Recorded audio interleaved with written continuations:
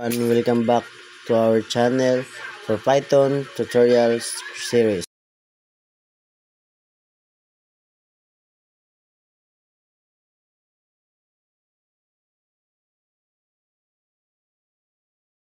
Step 1. Displays welcome message. This line prints a message on the screen.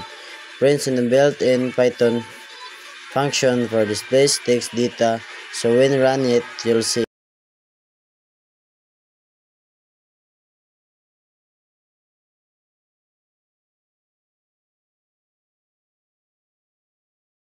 Step 2. Create variables. Here's the created two variables. Name stores string text value Samuel. Age stores integer value 18. Variables like containers that hold data that your program can use later.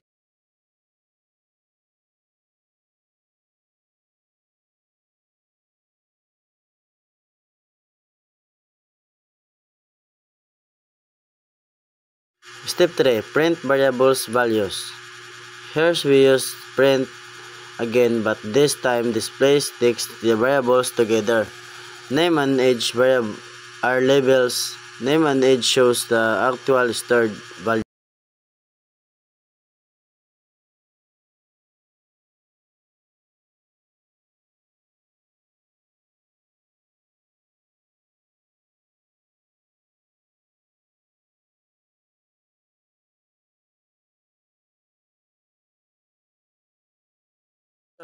And that's all for this video. Thank you for watching and please subscribe for my YouTube channel.